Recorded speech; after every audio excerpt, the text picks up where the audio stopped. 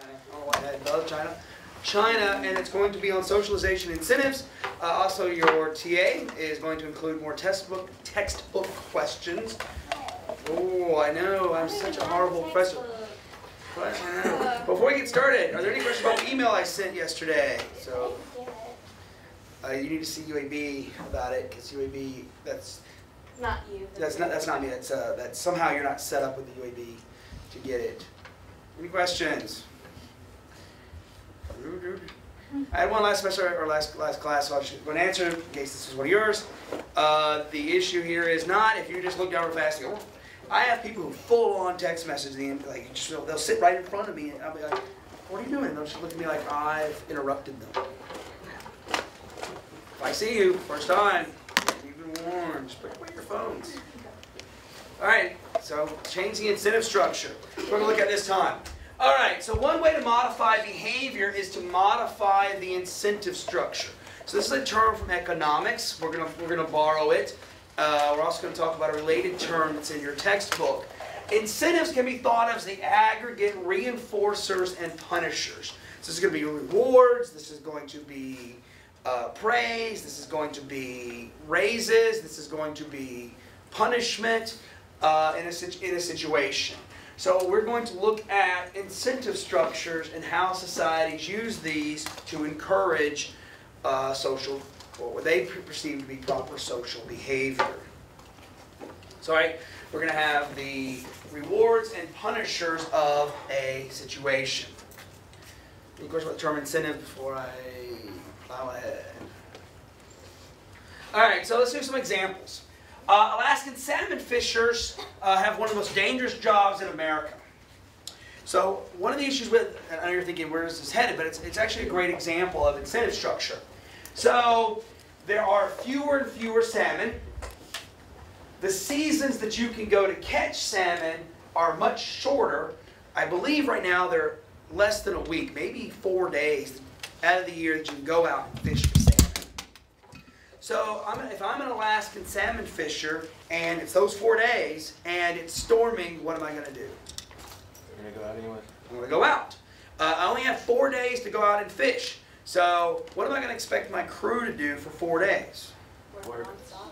Work nonstop. But can you really work nonstop for 4 days at peak safety, peak attention?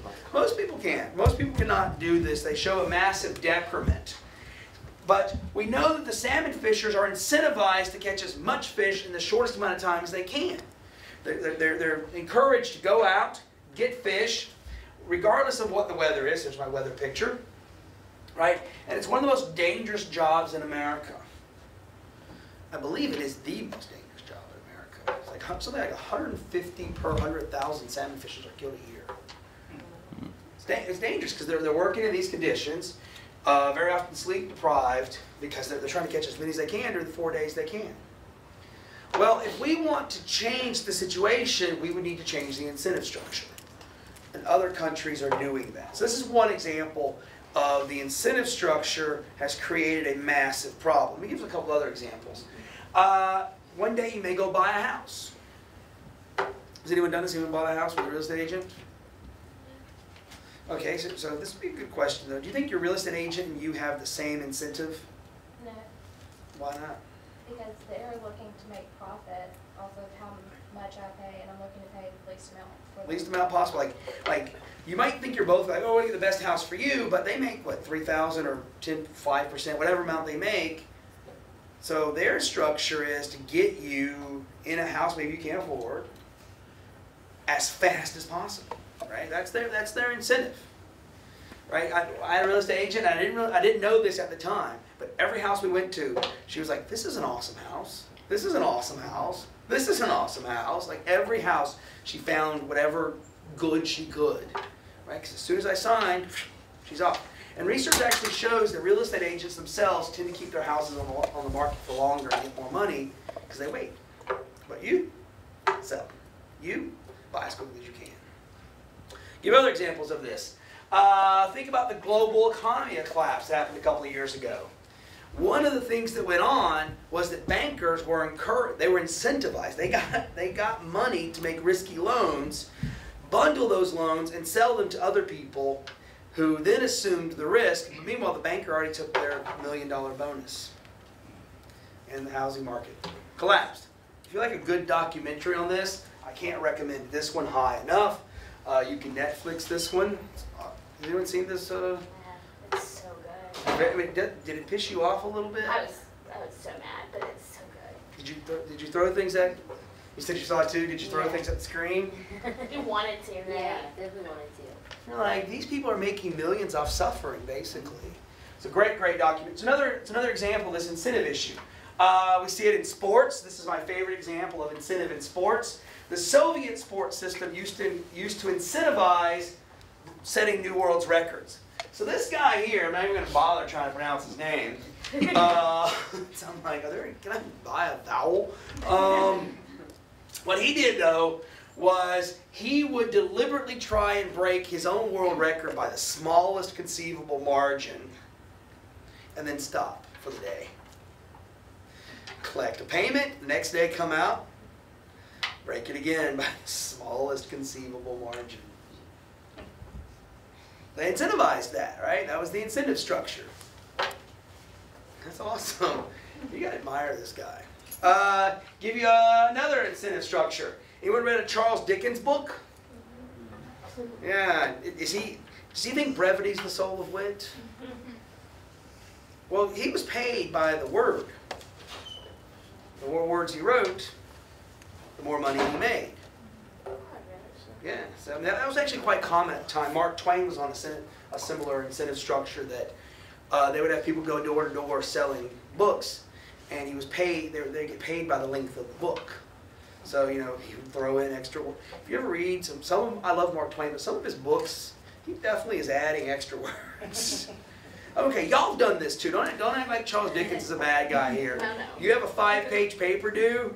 You're like, how can I say the sun was shining in the sun, the fiery ball in the sky, Lord Helios. I would change like mom to mother. Yes, that's a good example of it. Like, how can I squeeze in a couple extra letters here? Meanwhile, someone like Ernest Hemingway was paid by the book, so his incentive structure is quite different, right? So incentive structure is going to matter. A couple more here. If you ever start working for a big company, one of the things that will frustrate and perhaps piss you off is that companies will deliberately encourage you to spend money so that you use your entire budget, because if you don't use the entire budget, it'll get cut for next year. You're like, what? You're not encouraging saving money? No. If we don't spend all of it, yeah. Then they think you don't need it, and they cut it, so there's no incentive to save. So this idea of incentive plays roles in a lot of areas. My last example here is in music. If I were to ask, how do musicians make their money? Do you think they make most of their money? We can try to do a quick quiz on this. Do you think they make most of their money off CDs, downloads, concert ticket, or let's just go concerts? Where do you think musicians make their money? Do you think they're making on CDs, downloads, or concerts? Let's go. So I'm going to incentivize you keeping your clicker out. 4, 3. You better find it. And 2. Okay. No, I got more questions, so we have to go on. Where do they make their money? You need to keep it out. You're right. They make it on the concerts. There are many, many artists who have never made any money off any of their CDs. I was reading last night about Lyle Lovett. He sold 4 million albums, has never made a penny. Makes it all from concerts. I was reading about the band, 30 Seconds from Mars. Is that on cracked.com? Yeah, that's where I had the example before that. That's where I read the 30 Seconds from Mars. Yeah, that's where I read the 30 on crack. Crack.com has some really great articles. Really easy to read. Really easy to read. You have to tolerate some profanity. Yeah, that bothers me. Right? But no, Crack.com was talking. They're not the only ones though. But yeah, that's where I got the Lyle Lovett one. I was like, really? Because I was like, I haven't heard of Lyle Lovett in a while. Right? So what about I don't know if y'all remember. This is back in the days that for some of y'all is a history lesson. They used to sell concept albums. you know, like album. It was like a big CD, 2 sides, but it'd be a concept, right? So a band like Styx, you know, like this is a history lesson, right? They did a whole CD about this guy named Mr. Roboto, right? Yeah. Or if you want a CD that you can put on from start to finish, and whatever it is you do to relax, I won't judge y'all, or give you ideas. Like if you listen to Boston's Third Stage, released '86, so it's 20, let's just say over, I'm old. Right, the whole entire CD is about what it's like to go from about your age into the next stage of your life. Every song is about that. So but that's an idea of we're trying to sell a whole CD. What do you think musicians try and sell now? Single songs. Single songs, right? We need to make as much money from that one single song as we can. And you can sell a whole CD. I mean, there's this song in there, and people are gonna buy this. It used to be worse. It used to be, if you wanted a, like you can at least download now. It used to be if you wanted one song. You have to buy a whole CD. Yeah, or or- a cassette. Cassette? Interesting. That was beautiful. Yeah, I know. Okay, do you remember when they came as when they had like one song on each side? Do you know what were those called? No. I love the way you say that A. A single, right? No, it was like a single, right? You could only buy. You remember those? Oh yeah, I need to That's like history. A single. It was like a a song on one side and like an instrumental was on the other yeah, side. or a song you didn't want, you'd have to hear it, then rewind, hear it, you know. That's the way You it always went. keep a pencil handy. Yeah, that's right. Right? But that's a totally different view, right? Because Boston was trying to make this whole concept CD where they wanted you to buy the whole CD to tell this story. Very few bands do that anymore. They make most of their money, like here is George Michael. I went and saw him a couple years ago. Love George Michael. I'm not ashamed. Nothing wrong with that. I like Wham. Their CD, they had 3 CDs. Was it 3? Yeah, yes, they had 3 CDs. Fantastic, Make It Big, and Edge of Heaven. Oh. Wow, that's sort of, if you need me. And George Michael has a number of solos. I think George Michael has probably the best voice in pop music. There it is on record saying it. Right, but he makes most of his money touring. Other bands, here's one of the greatest bands you've never heard of. If you want a band that you're like, oh, Stephen Kellogg and the Sixers, they may have just broken up. They say they're on hiatus, I'm not 100% sure, but he makes most of his money, he tours a couple hundred days a year, constantly on the road. When you get a chance to see him, has anyone seen Stephen Kellogg? What? Never heard of him? Never. Oh, see, yeah, he's one of these great bands you've never heard of before. And actually, I got into teaching so I could talk about bands that no one ever heard of. It's sort of a little weird thing. There are probably easier ways. No, Stephen Kellogg and the Sixers, one of the greatest bands you've never heard of. They don't sound at all like George Michael. Completely different genre. Much more like Sister Hazel. Then you might like Stephen Kellogg. Go legally download his music. I know you'll do it legally. We've already had that discussion. Right? Right? Right? And it's weird, like when I went to see George Michael, I didn't want one of his t-shirts. I was like, you have enough money. I have like 800 Stephen Kellogg t-shirts. The woman who sells the t-shirts knows who I am, and I saw him at one of his concerts. She's like, we have one you don't have yet. I should have worn my Stephen Kellogg today. I could for probably, say I haven't, I could probably for 3 weeks solid wear a different Stephen Kellogg shirt Wow. to class, you know. Do it. I know. Taunt me, right? All right. So we're going to look at another way that people think about incentives. And it's a similar word. I'm not going to draw a huge distinction between these 2 words, but sanctions. Now, sanctions have a slightly different feel, so they're not synonyms.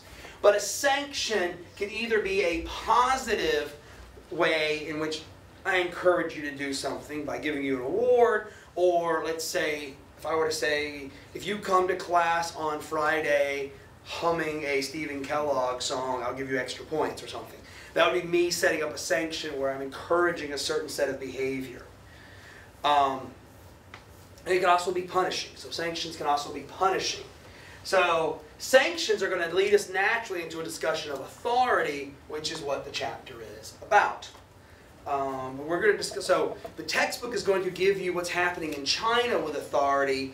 What I'm going to do is I'm going to reference it and then show you how far authority will go. So can authority make people do really bad things? What we're going to see. So we have incentives. Sanctions isn't quite a synonym, but it's going to be a related concept from your textbook. Any questions about